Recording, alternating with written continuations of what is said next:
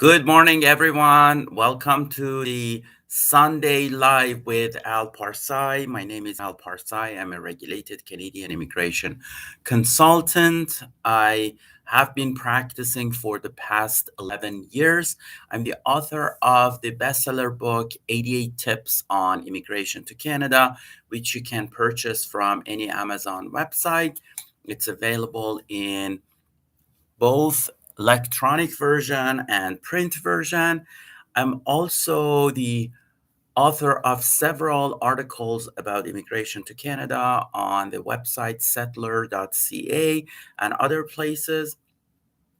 You may want to know that I've had clients from more than 50 countries, actually, probably 54 or 55 different countries so far. I teach immigration consulting at Ashton College, which is a college in Vancouver. And I also recently been appointed as an adjunct professor at Queen's Law, which is the Department of Law of the Queen's University in Kingston, Ontario. And I have been practicing for the past 11 years. My day job is doing immigration business. So anything to work permits and study permits, visitor visa, permanent resident application, refugee applications inside Canada, you name it, I've done it. And the reason I'm here today, as usual on Sundays at 10 a.m. in Toronto, and by the way, you want to know that my business is also in downtown Toronto at Sheraton Center, 100 Richmond Street West. The reason I'm here today is just to quickly review the news of the day about immigration. And also, if you have any questions, I'd be more than happy to answer those questions. So without further ado, let's quickly review a few things about what's going on in the immigration world. The first thing that you need to know, and it's probably the most important news, is that government of Canada is expanding the list of its vaccines for travelers to Canada. So right now, as we speak, Canada has only accepting 4 vaccines as acceptable vaccines inside Canada, and Canadians could receive any of these vaccines. Let me just locate the name of these vaccines. So the vaccines that we are dealing with right now as we speak, the first one is made by Pfizer BioNTech, and it's called Comirnaty or Tozinamaran or whatever they call it, or BNT162b2. So that's one of the vaccines. The other vaccine is made by Moderna. It's called a Spikevax or mRNA 1273. The other vaccine that is currently acceptable in Canada is AstraZeneca or Covishield, and it's also known as CHADOX1-S or Zevria, or AZD 1222. And the last vaccine is Janssen or Johnson and Johnson or AD26.CoV2.S. So these are the 4 vaccines, Pfizer, Moderna, AstraZeneca, and Johnson & Johnson, that are acceptable and approved by Health Canada inside Canada. If you currently are a traveler and are fully vaccinated by any of these vaccines, and 14 days has passed, at least 14 days has passed since your last vaccination, then you may travel to Canada without any other restrictions from health sites. Obviously, you still need to have your visitor visa or work permit visa or study permit visa or other types of visas to be able to travel to Canada. Or if you are from a visa exempt country, you need an ETA or electronic travel authorization to travel to Canada. For US citizens, they don't need a visa to travel to Canada, but they need to be fully vaccinated by any of these 4 vaccines. Now, starting on November 30th, 2021, the government of Canada will expand the list of vaccines for travelers. So if you are a traveler and you are fully vaxxed by any of these three other vaccines: Sinopharm, Sinovac, and Covaxin, any of these, then you may also travel to Canada without any restrictions, assuming that you have proper permissions to travel to Canada. So, this is great news for travelers to Canada. I know that many countries in the world, they use these vaccines, not the vaccines that are common inside Canada, that allows travelers to freely travel to Canada. This will come into effect on November 30th, 2021. I have already published the link to the article, the news post that has been written by our journalist, Andrea, to see what is the exact details of this. The other thing that you need to know is also, if effective again November 30th, if you are a Canadian or permanent resident of Canada and you travel abroad, if you travel less than 72 hours, then you don't need to do the PCR test. And that's amazing news for us, especially because we make many short trips to the United States. And it was annoying that we had to do PCR tests, go to the States and come back. So starting from November 30th, we don't need to be do the this is only for Canadians and permanent residents of Canada. We don't need to do the PCR test if we travel to outside Canada for less than 72 hours. If it's more than 72 hours, then you need to be fully vaccinated. By the way, please post your questions here. When I'm done with the news, I will definitely get back to your questions and I will answer your questions. You don't need to repeat yourself. So that's one of the things that you need to know about Canada. It's something interesting that you also need to know is that Canada ranked first globally for immigration and investment. Again, I have posted this link below the video. And when I, of course, record the video, you can also see it. But it's kind of interesting to know that Canada got first place in immigration and investment on the Anhalt Ipsos Nation Brands Index of 2021. This study measured 60 nations and derived their survey results from 60,000 interviews. Moreover, the study ranked the countries based on six categories: exports, governance, culture, people, tourism, investment, and immigration. And Canada's performance was in such that it became the second best country in the world right after Germany. So if you want to know the list from 1 to 10, we are talking about Germany, Canada, Japan, Italy, United Kingdom, France, Switzerland, the United States, Sweden, and Australia. These are the top 10 countries in the world.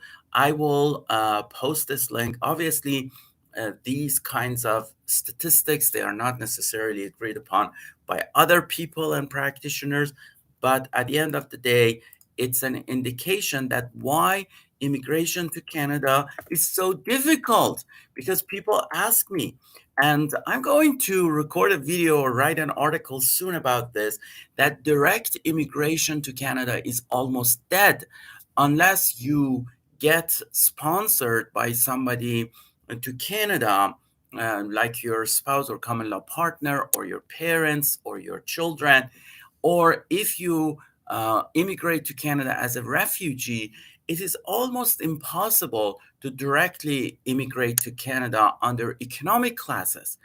In the world of immigration to Canada has become so competitive that you need to first have some association with Canada before being able to immigrate to Canada. And that association could be studying in Canada first, working in Canada first, or a combination of both. And then you qualify for immigration to Canada. It's very difficult to immigrate to Canada directly.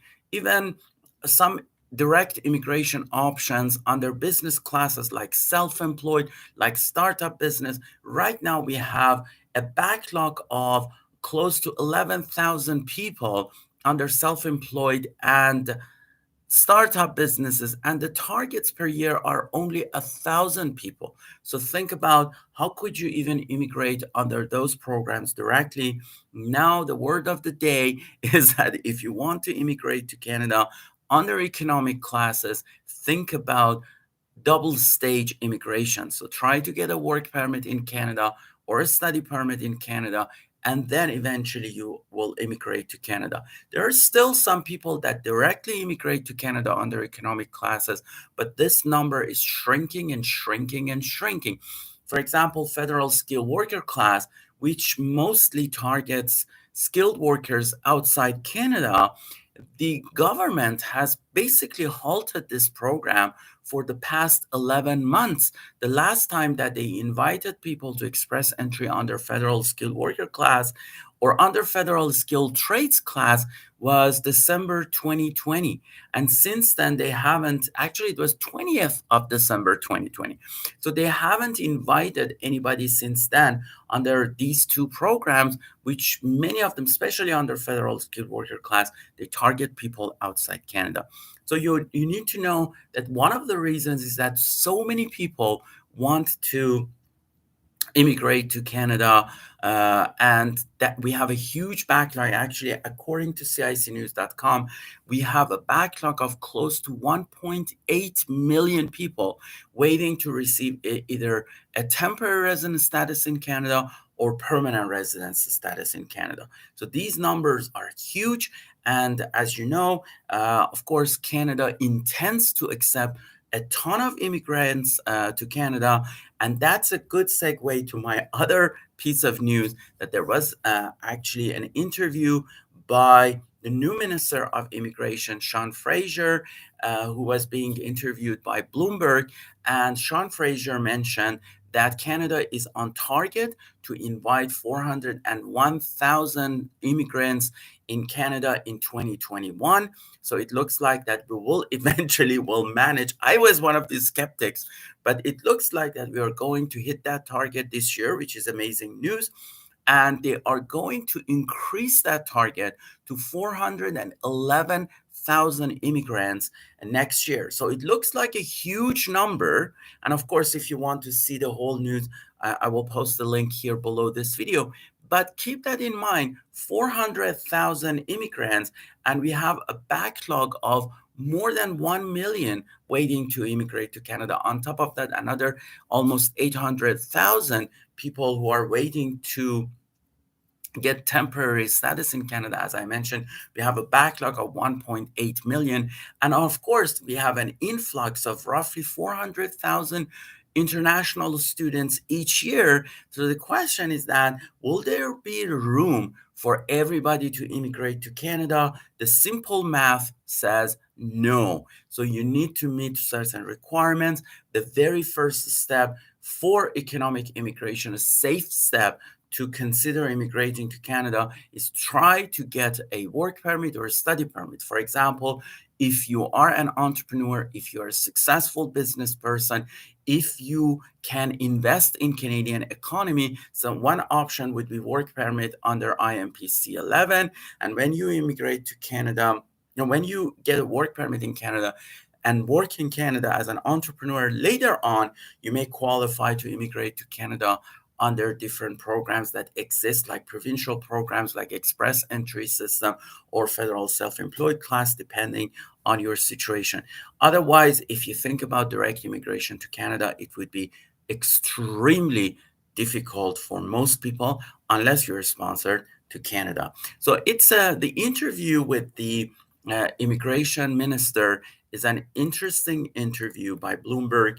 You can take a look at the article that we have posted. We try to summarize that on our website. That's the link that I posted on the chat box. I will also post this on below this video when I'm done.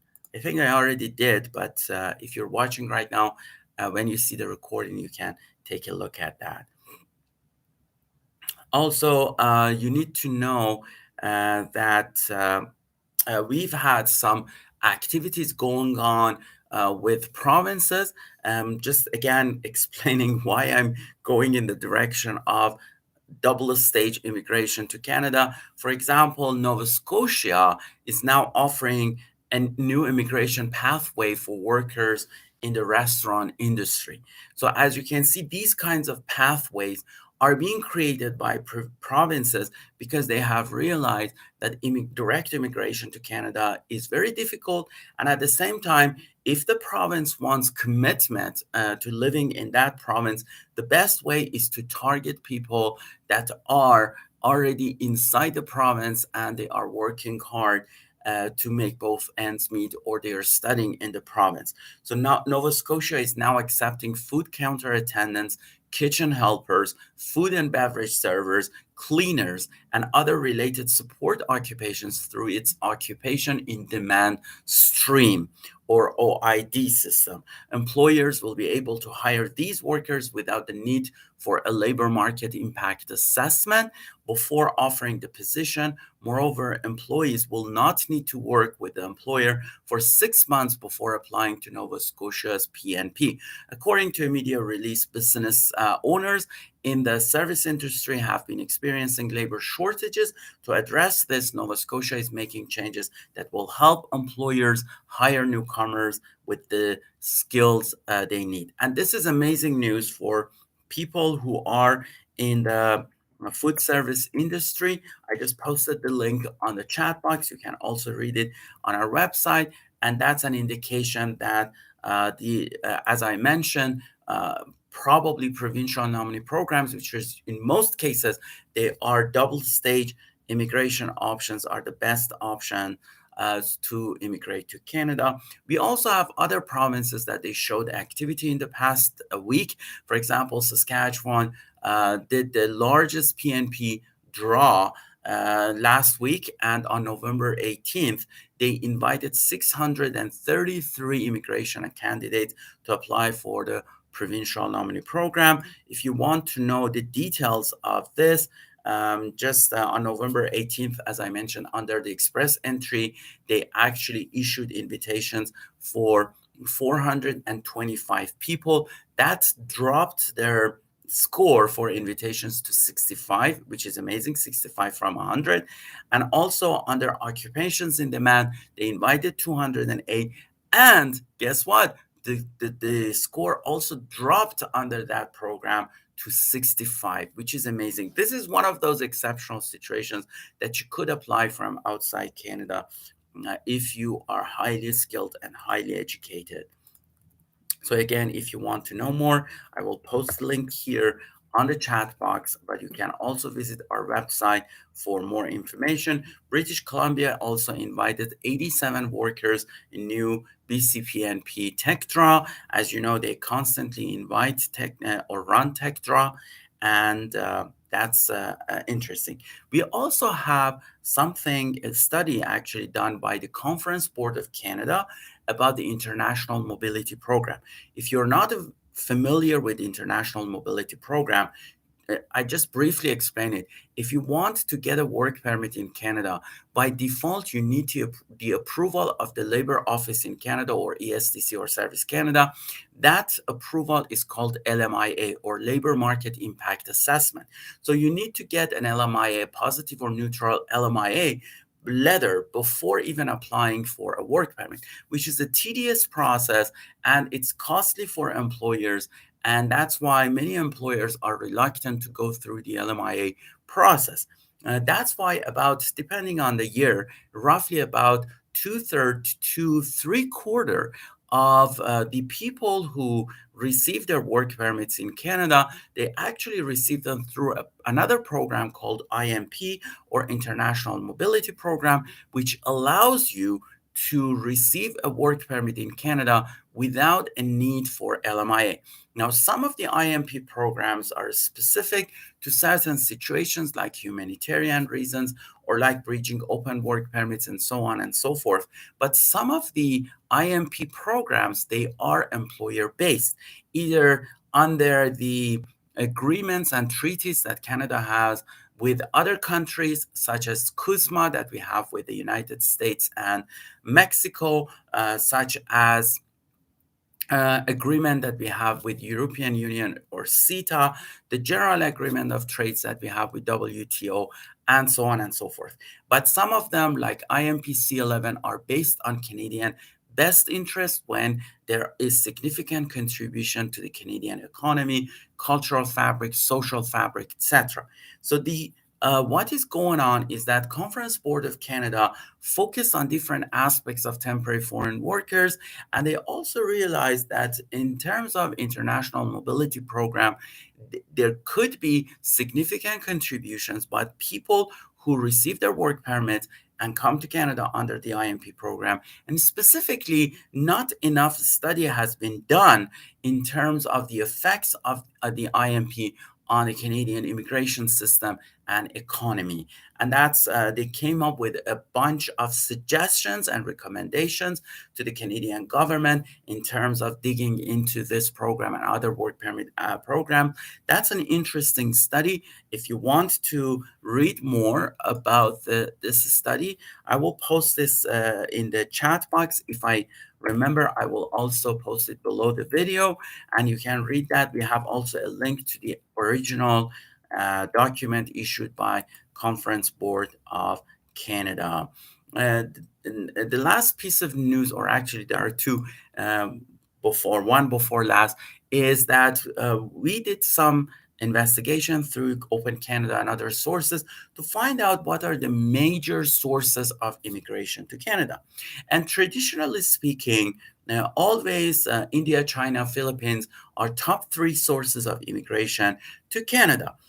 For the past few years, because of the major changes to the express entry system and the focus of economic immigration on the knowledge of the language, in English language or French language, or on the education level, and also association with Canada, somehow India excelled in terms of producing immigrants for Canada. For example, in 2019, we had 85,590 people that immigrated to Canada from India, followed by China with only 30,000 people, and followed by Philippines with 27,800 people. So if you look at the other top four is Nigeria, top five is Pakistan in 2019. So if you add the numbers of all the immigrants from rank 2 to rank 5, collectively, they are not equivalent to India.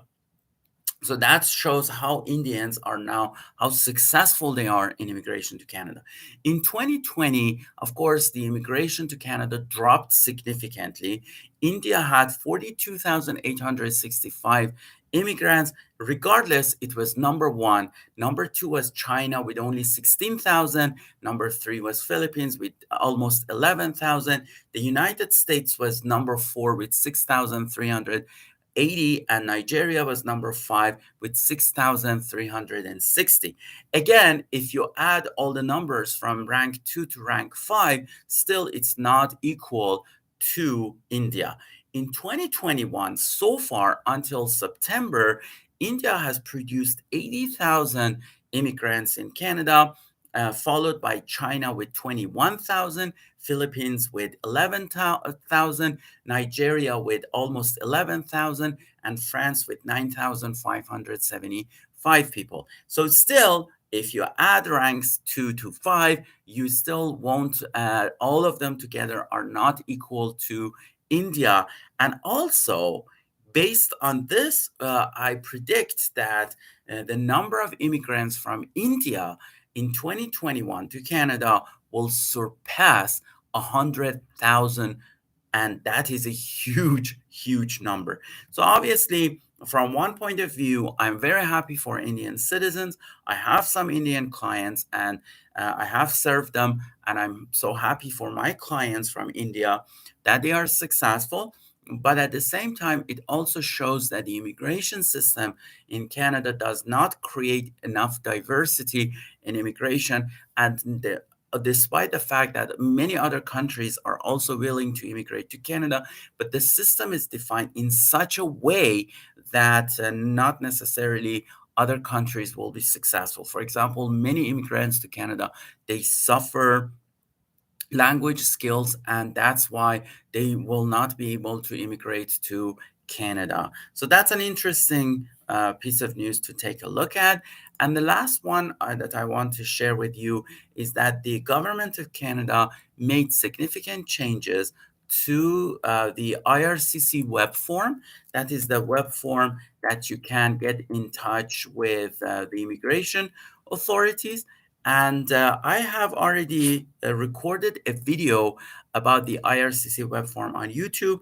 If you like, you can watch it and see the new IRCC web form and how it works. It has become more comprehensive comparing to the previous web form that we had. The options are clearly defined, and you know where to upload documents, where to, for example, request about the status of your application. It also shows other option in terms of interacting with the immigration authorities. So take a look at my video. You learn how to use this. I also have posted the link to that IRCC web form below that video. I just posted the link to the video on the chat box, and you can also basically um, uh, watch the video and learn about how to use IRCC web form. Okay, now I'm going to answer the questions, and then if you get a chance, I will just briefly will talk about a couple of new features in immigration. So these are not news, but it's related to different aspects of immigration to Canada. So Yannick Almeida says, hi, hi. And then we have Sanjit that says, hi, Al. I'm applying for a spousal sponsorship visa.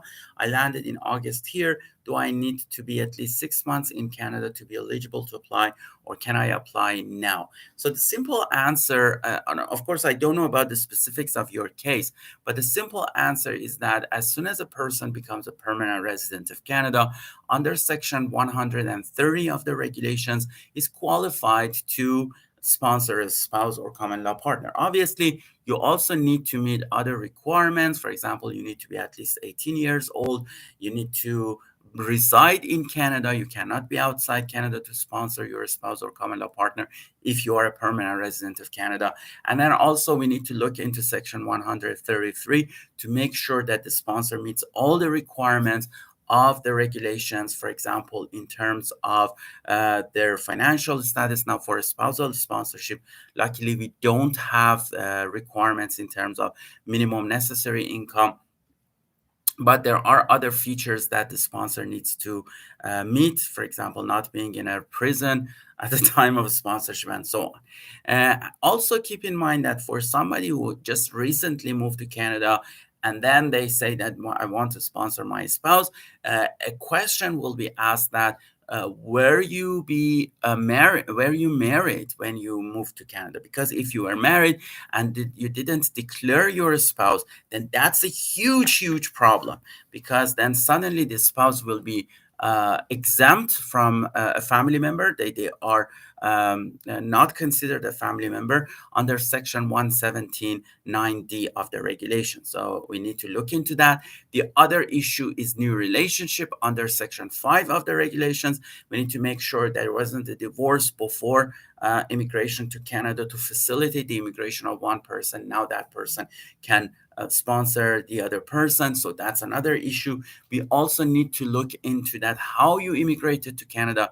If you immigrated to Canada as a sponsored spouse or common law partner, then there is a 5-year ban on you. You cannot even sponsor another person within 5 years. But if none of those happen, and we are not worried about Section 4 of the regulations, which means that this marriage is not a marriage of convenience, then in those situations, yes, it doesn't matter. Upon arrival, the day after, you can sponsor your spouse or common law partner. But again, we need to look into those things. And it is up to you, but I suggest that you consult with a professional so they just review all different aspects of your case, and then they will tell you whether you're eligible or not. So the next one is OMG. Thank you so much for the wonderful news on vaccination. Oh, thank you very much, Janet. Yeah, it was so exciting. I have many clients that they are originally from Iran, and Iranians, they receive Sinopharm mostly, and they couldn't travel to Canada. So they will be more than happy to hear this news. So Kenny says, hi, Al. Do you handle student visa with good SOP with previous refusal case? So Kenny, generally speaking, yes, we do accept student visa applications, but we need to look into the reasons for refusal, and we need to do an ATIP request to get the GCMS records of the previous refusal to see why on earth the officer refused the application. And then if we see that there is merits in the application, yes, of course, why not? It doesn't matter as long as the refusal is not because of misrepresentation. Because if it's because of misrepresentation, it means you are banned from moving to Canada in general. But if it's not because of misrepresentation, if it's not because of inadmissibility, and it's simply because they refuse the application under Section 216 of the regulations, then yes, we can look into that and we can try to come up with a plan that potentially helps the applicant. It doesn't mean that they will approve the application again if we submit it, but at least we can come up with something based on the response that we received from the previous immigration consultant. So the next question is from Jimmy Phillip. Jimmy says, I am ONIP, Express Entry March 2020, AOR Outland still to get even REMD request based on information available to you. Do you expect COPR at least in Q1 2022? Well, Jimmy, I wish I could say something about that. Honestly, I don't know. As long as it is Outland, unfortunately, it goes to the visa offices. Look, I have a spousal sponsorship case from India that we submitted the application in August 13th, 2019. So think about that. The spousal sponsorship application, a simple spousal sponsorship application that usually takes less than 12 months to be processed. And still, we are waiting for more than 2 years. It's actually 2 years and 3 or 4 months, and still no news. And I even sent my client even went through medical examination twice. So his medical examination expired, and the officer requested to do another medical exam. He did another medical exam, and guess what? No news yet. And I even sent them a follow up. I have sent them follow ups several times. And recently I sent them a follow up, and they say, okay, we're very busy. We don't know where we are going to process that application. So unfortunately, sometimes it's like that. Sometimes under express entry, especially under Canadian experience class, now I have many express entry cases that they are being processed under 6 months. Actually, some of them have been processed under 3 months.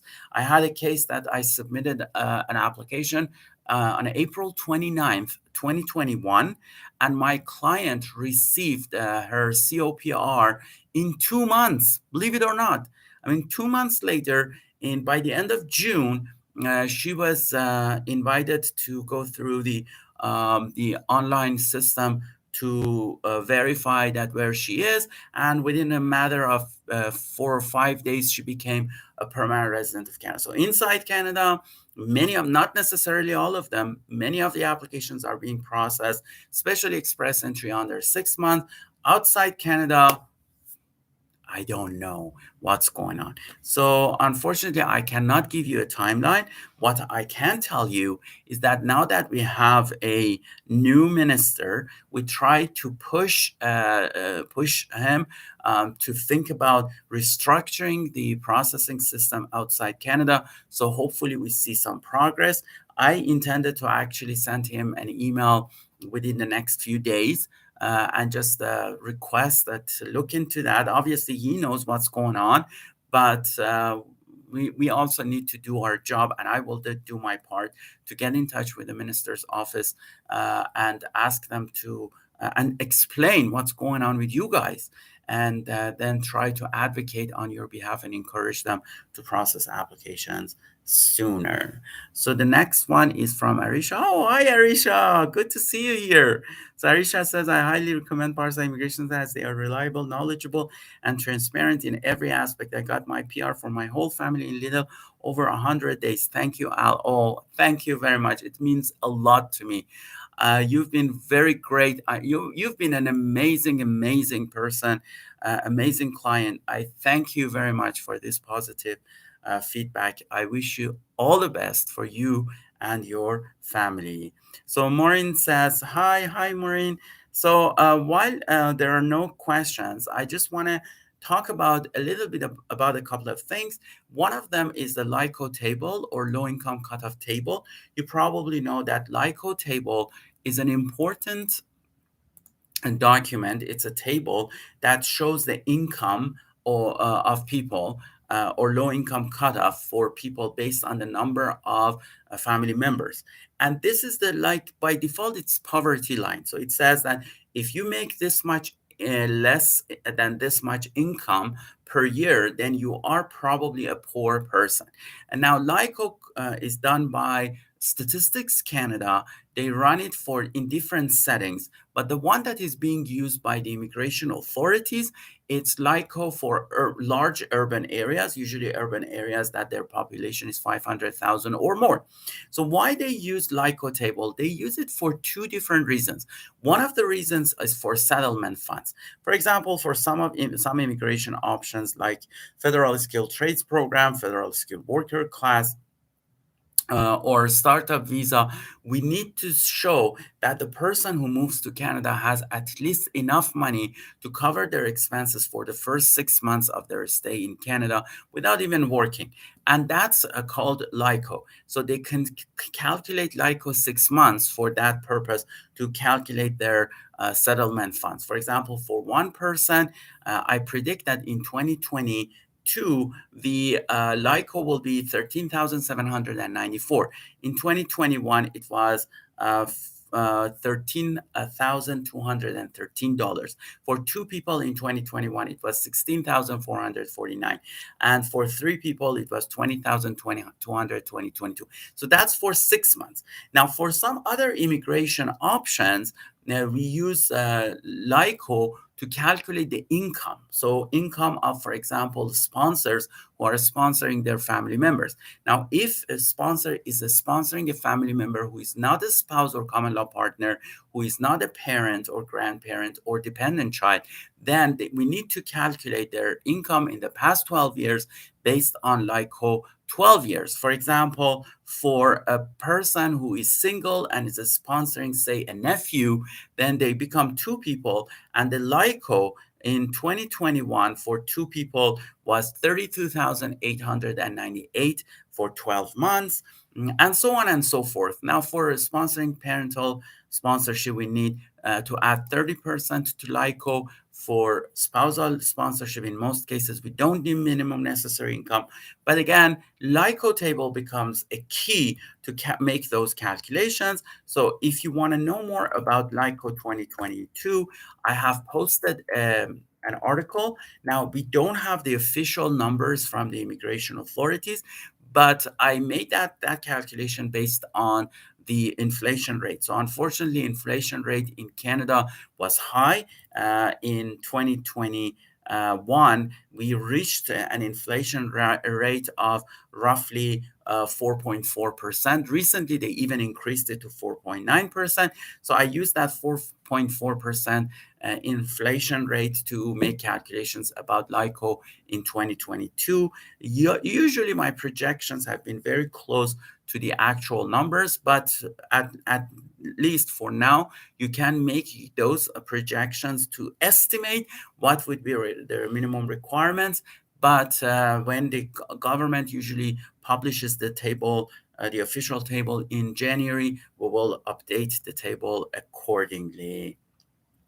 So another question from Mr. Will, how long does it take for PMP non-express entry bridge open work permit?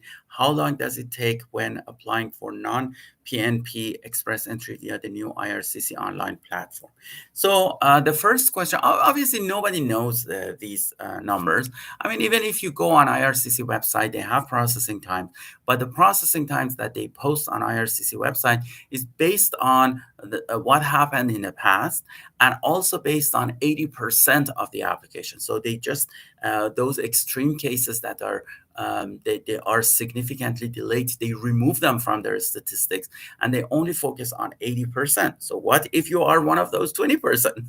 It's one in every five application that they just completely ignore, and then they post their processing times. So we have to be very careful in terms of even looking at IRCC processing times, because they are about something that happened in the past, not based on what will potentially happen in the future.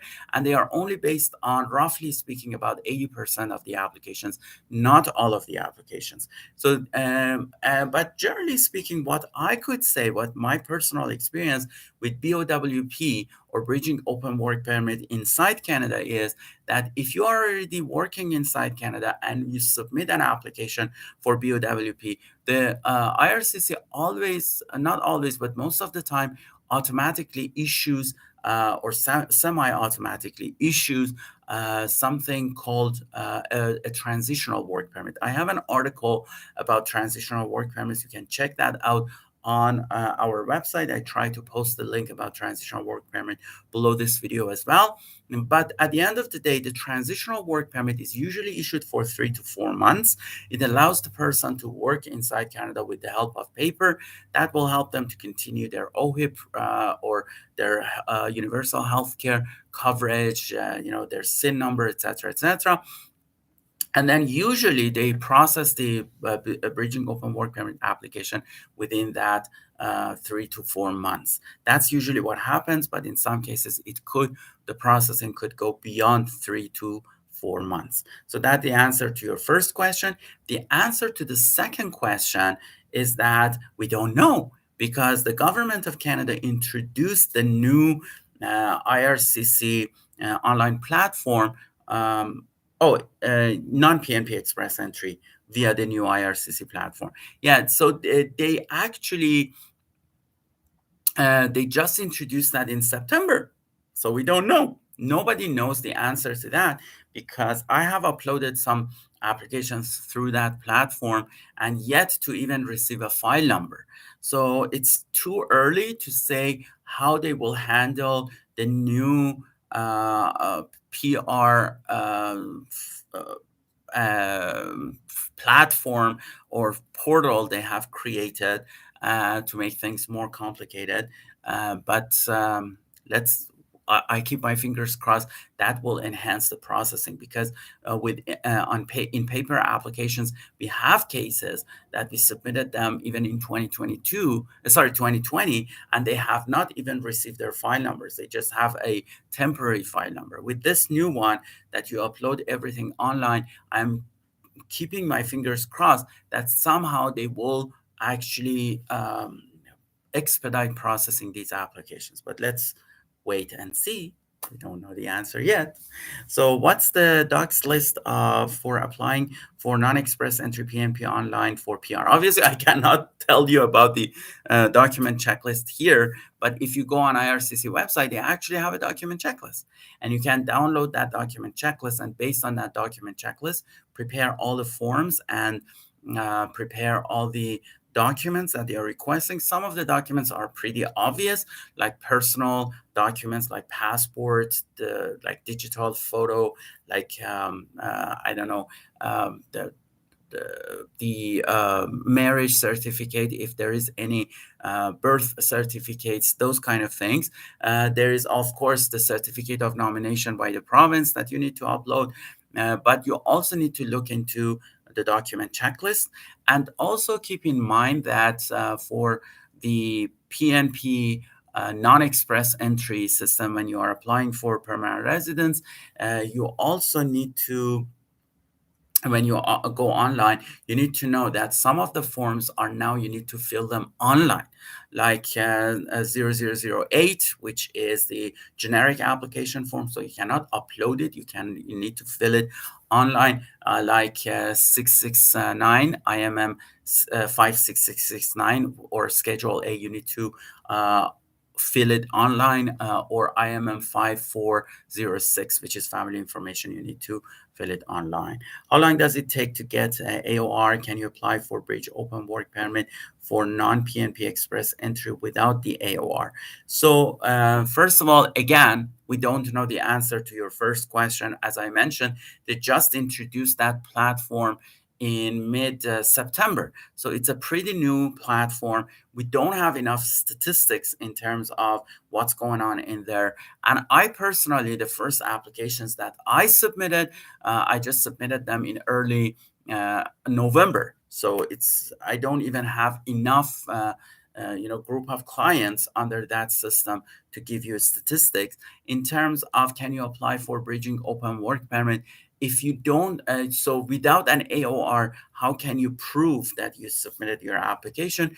If you can convince the officer that you actually submitted a complete application, that in theory, under Section 10 of the regulations, yes, you may apply without even having a file number, but in reality, it would be very tough sell to the immigration officer, because if they look at this and they don't see even a file number, they may refuse it. But if somebody manages to convince them that the application has already been submitted and the application is complete, yes, they may accept. Okay, so I talked to you about the LICO table, also a little bit about IMP C41 and C42.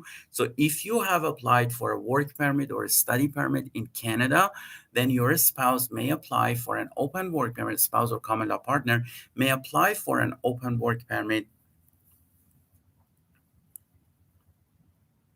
Bridging open work permit, Mr. Will, is for somebody who is inside Canada. It doesn't even mean anything for outside Canada. What is a bridging open work permit if you're outside Canada? Because bridging means that you already have a work permit and that work permit is valid. Now you are creating a bridge from your existing work permit to your permanent residence. That's why they call it a bridging open work permit. If you are outside Canada, you don't have a work permit inside Canada, then it doesn't make sense even to call it a bridging open worker, So if you are a worker, foreign worker, or an international student in Canada, your spouse or common law partner could immigrate to Canada. Could receive an open work permit to work in Canada under IMP C41 or C42. I have 2 articles on my website that I explain this in details. Especially, it's important because you need to know that the government of Canada made changes to the process of issuing open work permits to spouse or common law partners of these people on September 16, 2021. So we have new policies in place. Especially, they are very focused on a genuineness of the relationship, and partly to satisfy Section 4 of the regulations to say that this is a genuine relationship and they are in fact the spouse or common law partners. Again, I will post the links below this video, but you can also visit settler.ca and learn more about work permit for spouses or common law partners of workers and international students in Canada. Some people ask me about tier system, tier categories system in NOC 2021. The government of Canada has not adopted the tier system yet. So yes, if you go on ESDC website, you will see that we don't have a skill levels A, B, C, D, like before. We actually now have tier category 0 to 5 under new NOC 2021. But this is just on ESDC's website, where the immigration authorities have not adopted the new NOC system in their immigration processes. Right now, we are still using NOC 2016, which is based on those skill levels. However, by mid or around mid 2022, IRCC intends to change their immigration systems and immigration requirements based on the new tier system, TEER system. And if they do, then pretty much every economic immigration to Canada changes, because now we have new requirements instead of minimum requirements for immigration under these programs, and also new language requirements based on these programs. So it's important to know that a huge change is on its way to economic immigration to Canada because of the new uh, uh, changes made to the National Occupational Classification System, but those changes will not be come into effect before roughly mid 2022. So we are good at this moment.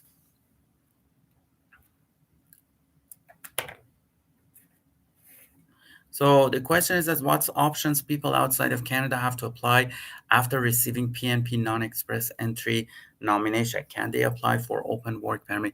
So it depends, Mr. Wall. I cannot just broadly answer this question. It depends on the case. If you are dealing with a specific case, my suggestion to you is to consider booking an appointment with me, and we can go through that case and I can explain it to you. But generally speaking, we have some agreements between the government of Canada and provinces. And based on those agreements, yes, it is possible to receive a work permit, not necessarily open work permit, but receive a work permit for a PNP candidate. This is a possibility. It does exist. It's based on the agreement signed by the government of Canada and provinces. Each province is different. They have different agreements with the government of Canada, and under those agreements, we could apply for work permit for our clients, and we do. But if based on the specifics of your case, you can book an appointment with me, and I will be more than happy to review that and basically answer all your questions regarding that. Again, thank you very much for attending this session. It was a bliss to come back and talk about immigration news, share my experience with you. Please visit settler.ca. Please subscribe to our channel, enable notifications. I constantly publish new videos about immigration to Canada. Here, I try to share with you truthful, reliable information about immigration to Canada. My name is Al Parsai. I'm a regulated Canadian immigration consultant.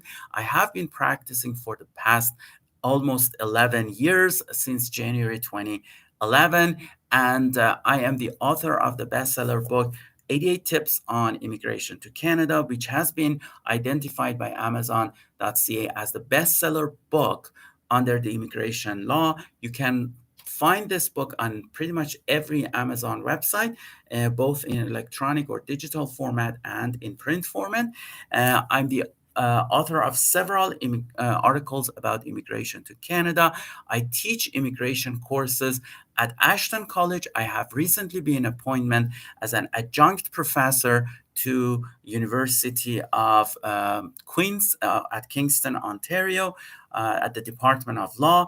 And I hold two master's degree. One of them is Master of Art in Psychology. The other one is Master of Laws from York University, which is one of the best law schools in Canada. And my day and night and life is representing clients to the immigration authorities. We've successfully represented clients from 50 plus different countries so far. So if you're willing to hire me and my team, please get in touch with us, fill out our assessment form, book appointment with me, and I'd be more than happy to review your cases. Again, thank you very much for attending this session, and see you next week on Sunday at 10 a.m. Toronto time. Bye now.